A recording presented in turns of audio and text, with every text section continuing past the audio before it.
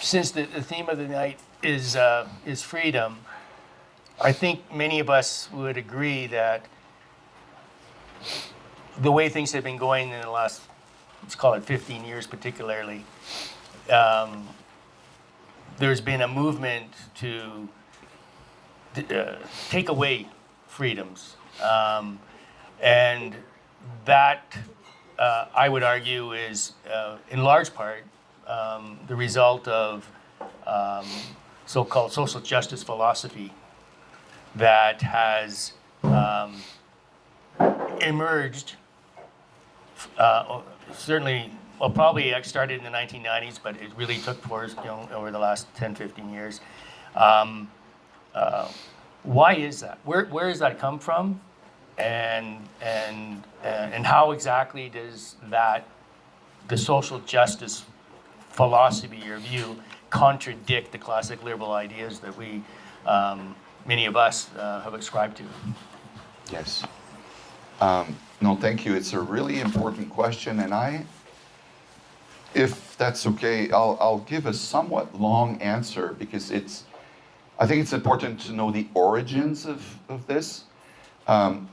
So if you go back in, let's say, the 1930s, the leader of the Communist Party of Italy, a gentleman by the name of Antonio Gramsci, was quite a good and intelligent writer. He was put in jail by the fascist regime of Mussolini, and wrote most of his books in prison. And one of the observations that he made is that because traditional Marxist theory was that it was like workers unite. It was that the main thread that would allow for a successful Marxist revolution would be for the workers of the different countries to unite and overturn, the bourgeoisie and the owners of the businesses. But Gramsci observed, well, first that the communist revolution was not much of a success, and that workers, let's say in the United States, identified more with the bosses in the United States than they would identify with the workers in Russia. In other words, that premise that the workers would somehow join was just not happening. And in his view was not true. And I think he's right on that. And so he said, what should we being the Marxists, what should we do? And then he said, basically, we have to infiltrate culture and we have to infiltrate universities. And if we end up controlling culture and if we end up controlling universities, then our Marxist revolution will succeed. His ideas were later taken by the Frankfurt School, and the Frankfurt School developed some of his ideas, who were then taken by professors in different universities in California back in the 1970s and 80s. And then, you're right, that picked up, but I'm saying that, it's not a naive, there's a very deliberate, thoughtful action here. And I don't believe in conspiracies, so I'm not a conspiracy theorist. I think conspiracies are too difficult to coordinate. But I do believe in ideological movement. And there is certainly an ideological movement which I trace back to Gramsci, which, is present today in our universities and is present today in, the cultural complex, which you could call the Hollywood, kind of cultural complex. Now there's some pushback that's starting. You have some producers like the one that produced Yellowstone or Landman. There are counter perspective in the culture.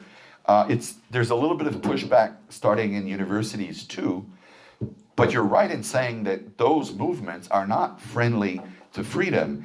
And I would say it's kind of a very vicious, because, okay, so if you take a postmodernist perspective, they're not going to say we're against freedom. They're going to say freedom doesn't exist. It's not even a reality. Free will. You think you have free will, but you're being fooled. You don't have free will. Therefore, when the avant-garde, when the neo-Marxists will take control, we're not taking anything away from you in terms of your freedom because you never had it in the first place. So I don't know if you follow me on this, but it's a different argument, and in my view, a very vicious one. Because if you're saying, it's not that I'm debating you on freedom, is that you think you're free, but you're not even free, and freedom doesn't exist, right? So therefore there's no dictatorship, because if there's no freedom, the contrary doesn't exist as well, right?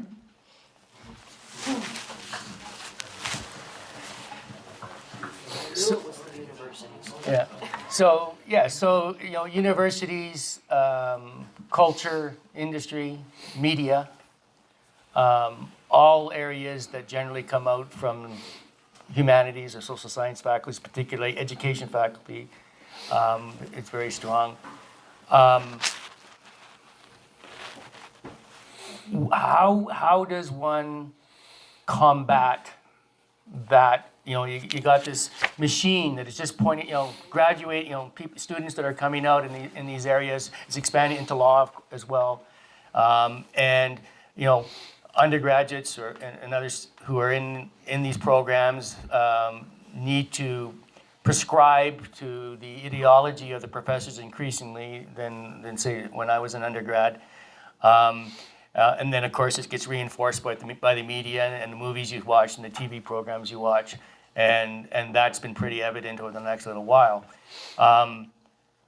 You mentioned that you think maybe the pendulum is starting to change, but what needs to happen in order to remind our society or re-educate our younger people of the fallacy of some of the principles of social media and what do we need to do? Well, I think a first step is just to be aware, just the fact, the conversation we're having, where you're able to put words and put concepts, right? Because if you're fighting something you don't understand, it's very difficult to beat it. So I think a first step, what we, whatever we is, but is just to start being aware of this kind of stuff that I've talked about, so that afterwards, when you get exposed to that kind of stuff, you're able to decode it, you're able to see it for what it is. Then after that, I find that obviously a certain number of podcasts and other commentators online, Joe Rogan maybe being one of the best known ones, Jorgen Peterson, these folks have an immense influence. We've seen that at the last, presidential election. And I don't know who would be the Canadian equivalents. Jordan Peterson is Canadian, but it's not a Canadian podcast. Anyway, I think that those kinds of folks who are able to short circuit the normal, course of I think that's a big thing. Then after that, pray to God that Pierre Poilievre, if elected, would defund the CBC and would defund the subsidies to the mainstream media, which I think would just reduce the power and the strength of dissemination. And then at the university level, my recommendation, so as you mentioned, I was on the board of the Canada Foundation for Innovation for I think 9 years. Stephen Harper had appointed me there. And so the foundation funds research infrastructure. So it doesn't fund research projects, but it funds equipments, laboratories, buildings that are necessary for research.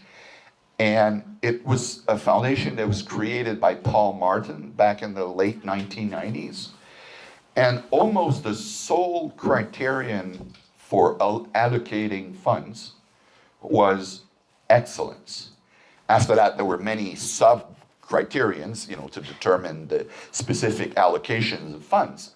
But essentially, the Canada Foundation for Innovation, if you wanted grants, and these are usually like major grants of 20, 30, 50, 60, 100 million in some cases, you'd had to demonstrate that whatever your project was, it was a project that was based on excellence. And about the last year before I left, they changed the CEO, to a charming lady that I have nothing against her, but she started to introduce that, yes, excellence, but it also has to be X number of First Nations and X numbers of, minorities and X numbers of this and that. And, so one thing that we, again, it's kind of always vague when we say we, but, one thing a conservative government could do is just go back to the, Paul Martin era. So we're not talking like, radical right-wing, activism, and just say, listen, the Canada Foundation for Innovation, and there are 3 or 4 other granting agencies, you will go back ex ante. You will go back to that you get funding based on merit and excellence. I have a question back here. Sure. What about unions? Now, unions are one of our biggest enemies. I mean, I've sat literally across the table from a friend on a Friday night having a glass of wine and going into the Monday vote. And the union reps, they call, right? And they tell them who to vote for. The last election, civic election here, they were down at the bus depot handing out letters to their members and the $10 Timmy cards with their list of their slate, which is now 70% of our current city council. They're taking over the cities. They want to take over the provinces, and now you heard Jagmeet Singh last night say, well, the way to deal with the economy and all of this stuff is to hire more jobs, more union jobs. So how do we combat, because that's a blatant abuse of trust. Like a lot of these people that work in food services at the hospitals, they're new Canadians, they're terrified. They're gonna do exactly what their union rep tells them to do. How do we combat such illegal and unethical behaviors as unions? So one of my claim to fame is that when I was president of Quebec Employers Council, I was physically threatened by the leader of the Quebec's largest union. So that was interesting. For those of you who know French, he said that tu vas manger une tabarnak, which I don't know how exactly to translate that into English, but Not a good idea. anyway, so I have a long and fruitful relationship with unions. No, but seriously, so I think there's a couple of, so I'm not familiar with Alberta union laws, but I'm going to tell you about Quebec union laws, and I would bet you that it's probably very similar in Alberta, because my experience has been that those laws resemble each other quite a bit. So in Quebec, you have obviously the RAN formula, which compels someone who's working at a shop that's unionized to pay union dues. So that's one, and I'm sure that you have something identical in Alberta. Another thing that you have in Quebec is for unionizing votes, it's not done through secret ballots. It's done through signing of cards. And there are a court judgment from the Supreme Court saying that a union can come to the house of a potential union member, his private house, to ask for the signing of the card, and that the union reps can come back as many times as they want to the House, and that does not constitute harassment. It's a judgment. So, and then you have a couple of other things like that. So, my view is that what should be done, but then, you know, the government who would do that would have to be very gutsy and would have to be willing to face physical threats. But what they would have to do is say the payment of union dues is voluntary. Say if when there's a request for unionization or de-unionization, it's done through a secret vote, like any other democratic venture, and similar things of that type. And so that, I guess my point is that you would change the name of the game kind of on a structural basis. That still would not prevent like groups from doing illegal actions or doing this and that. But my point is this: when politicians enter a fight, if it's going to be worth it, it cannot be an ad hoc fight. It has to be a structural fight where you change the name of the game, you change the rules of the game. And if you do that, because in Quebec, there are cases where the secret ballot is required. And when that's the case, unions lose their vote 3 times out of 4. Okay? So, and I suspect it would be the same in Alberta, or maybe even more so. So I think that's my recommendation to trying to address this problem. Now, I will say that unions, as such, like, is not a problem in the sense that if you have the right for free association, the right to free association include the right for workers to freely associate. So I think we cannot be against that. It's just an extension of the freedom of association. And so I always say the problem is not the union. The problem are union laws, labor laws. You have to change labor laws. You know, and I would add to that, you know, in my short time as an MLA and in interactions with, you know, there's a big difference between public sector unions and private sector unions. True. So you talk to the construction trades and things like that, those unions, they're wonderful to deal with. And, you know, are supportive actually of our party and our perspective. The public service unions are the ones that tend to be, in my experience so far, the big area. Which brings it to another issue. So when you're talking about things like private schools or some privatization of some services in the healthcare system, what you're doing is you're threatening the monopoly of power of those union leaders and their ideology that goes with it. And so, and you know, if you ever look at you know, Alberta Teachers Association newsletter, you know, my wife is a school teacher, so I see them. It would curdle your blood.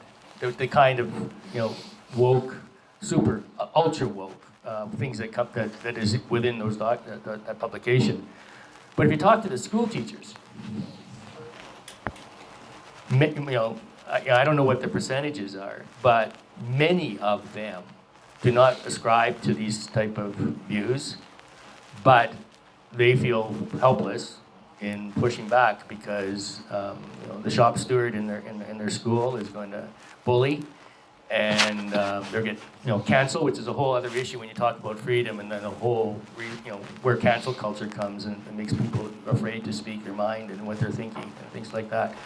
So when you hear all this discussions and criticisms about right now there's a big campaign on now to defund private schools.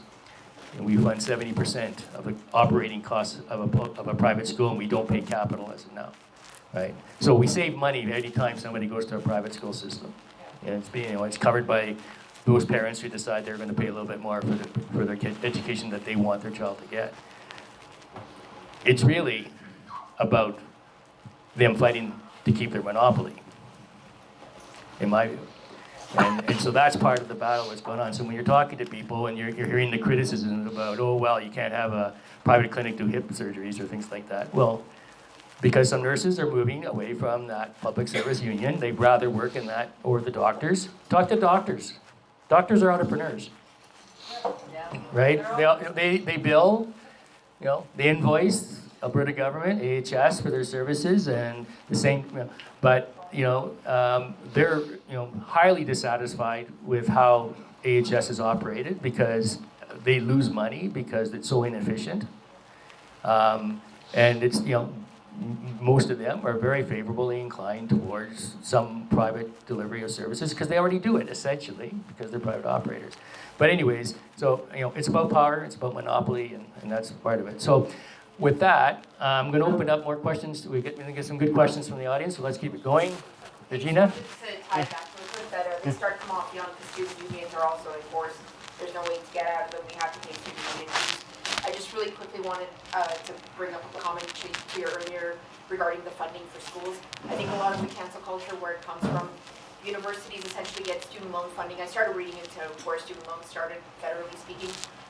Interestingly, when it became very liberal, again, because essentially the money printer just starts printing the second anybody applies for a student loan.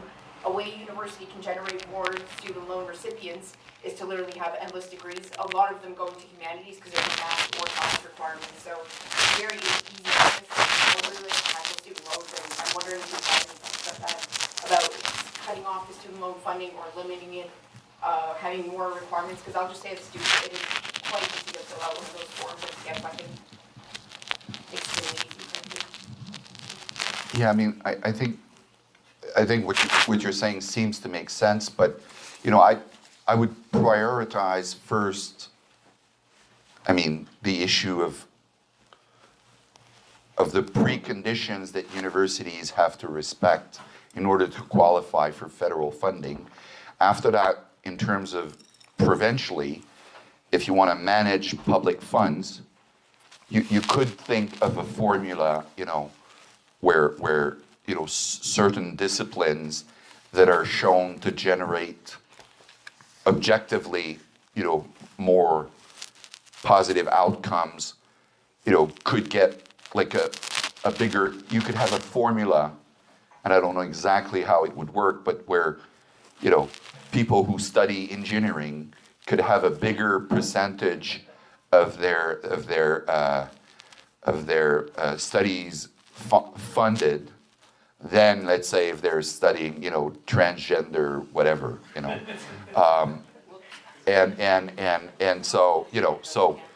so, but I think it's, and so I think these ideas of having formulas that are not rooted in like personal preferences, but like an actual study of the profiles of the graduates, so that, lo and behold, if it's demonstrated that, graduate from the transgender department, are having on average, $150,000 income and paying, $50,000 taxes, then, God bless them.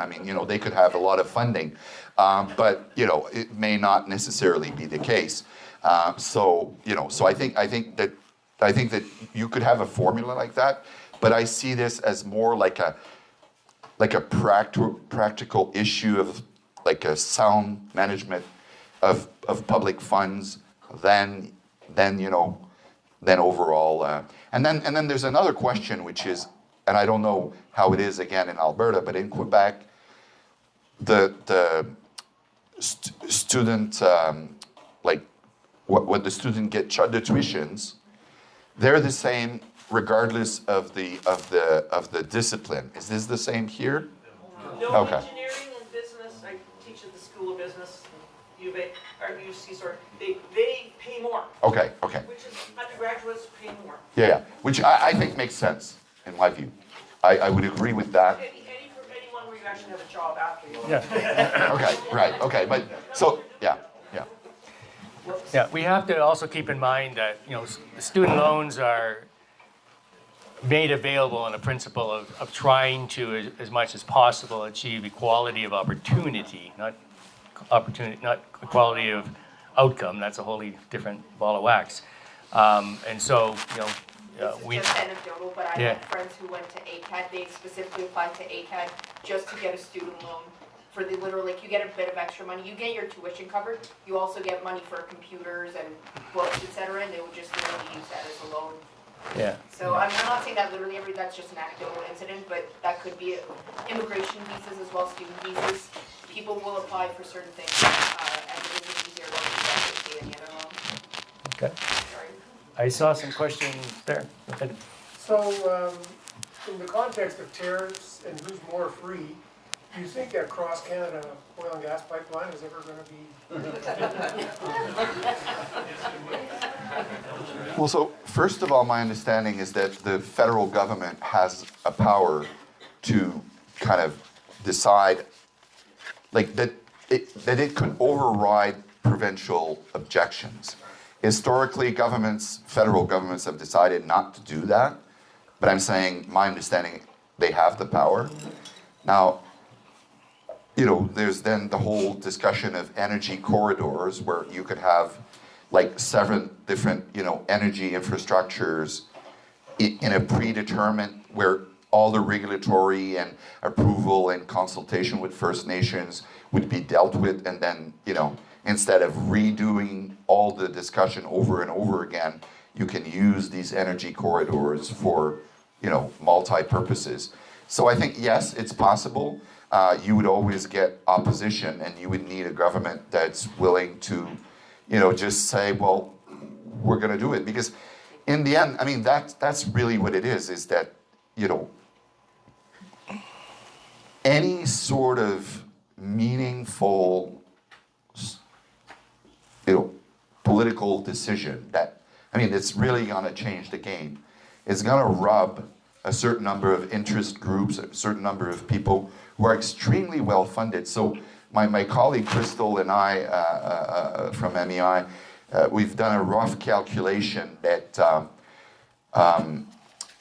climate change groups, and I include in this climate change municipality programs, okay? I've got over, I think the last maybe 10 or 15 years, something like $5.3 billion, okay? That's a lot of money, okay? So these groups are, and that's just government money. Then they get, money from private foundations and all of that. So these groups are extremely well funded. And so they, whatever you do, they're gonna launch a hell of a campaign against you, and with the support of most of the media. So if you're not willing to, I would say, bite the bullet and sort of say, well, you know what? We've been democratically elected. The Canadian Constitution says that we have the right to, do this, and we're going to do it. And everywhere else. Yes, good point. Well, we could also start off by getting free trade within our own country. This is the thing that gets missed. And, my perspective is this whole issue with Trump, and, I can be annoyed and angry at some of the things that he says, and, most of us will probably feel a little twinge of, WTF, what's that, but, what's possibly happening right now is a generational opportunity for this country and this province. Talking about freedom, the freedom to do business within our country, the freedom to buy milk at market prices, the freedom to build pipelines and LNG plants, and get mining projects underway and do all those things. There's a lot of vested interests that are against that, and it's going to be complicated because across the country, there are different interests. And we all know where the federal government tends to be mostly concerned about, because re-election means Central Canada. But this, where the issue now with fentanyl is this the opening round. There's going to be a very comprehensive free trade agreement coming, and this is just the start of that process. But one can imagine, and this is what I think Premier Smith is really focused on, is that this now is the time when we can fundamentally possibly change the nature of not only Canadian federalism, but the opportunities that we have here in Alberta. And I, just, if I may add, on interprovincial trade barriers, people focus a lot on a certain number of products that cannot circulate freely, alcohol being one of them. But the biggest chunk of interprovincial trade barriers is related to mobility of labor. Okay, so basically, trade and corporate. So, for example, why is it, like in my mind, why is it that a medical doctor that has been certified in any Canadian provinces, right, could not automatically be able to practice medicine in any other, Canadian provinces, and that's not the case currently. And the beauty is, if you were to solve these, you would also solve other issues, because with that mobility of labor, Alberta would be probably a magnet within Canada, would attract more medical doctors. So you could solve a lot of issues through those interprovincial quote unquote trade barriers. But I'm talking at the labor level, and labor mobility is actually one of the biggest freedom that one can have, because it's the power to vote with your feet. So that if your local government or if your provincial government is not respectful of freedom, you're able to go in another province seamlessly and find work or get certified. And a lot of these professional boards, just have basically a protectionist approach. It's not about, because their official claim, is the protection of the public. But if you look at it, they're essentially groups that try to limit competition. I mean, that's basically their primary function. And if you're able to have a provincial government that would say, you have to, provide certification within 90 days, and then if you haven't rendered a decision within 90 days, then the permit is presumed to have been issued, right? And I would say the same thing with energy projects. Our institute is advocating for an 18-month period, and if a decision has not been rendered by the different ministries and agencies within 18 months, then the project is presumed approved. And so this way, if you had a presumption of freedom, right? Because the whole Anglo-Saxon tradition is that you're assumed to be free to do what you want unless it has been explicitly forbidden. And so from that perspective, energy companies, or any companies for that matter, should be presumed free to go ahead with their projects unless it's explicitly forbidden, and presumably that it's explicitly forbidden for good reasons. Maybe we have time for one more question. And Fadi? Yeah. Hi. I would like to go back to the first discussion, the introduction. You were talking about freedom, and it was very nice. You put it in such a nice philosophical angle, which is, I think we need to have more of those discussions about philosophy, social construct, and social philosophy. I come from a country where one of the less corrupt prime ministers mentioned one time that, I come from a country called Lebanon, Yeah. He mentioned that in Lebanon we have lots of freedom and a little bit of democracy. Yeah. Now, A lot of freedom, a little bit of democracy. now, you were talking a lot about freedom, and you mentioned democracy a couple of times only. So how would you relate democracy to freedom and freedom to democracy in the good idea. context of Canada? Yeah. So I'm personally,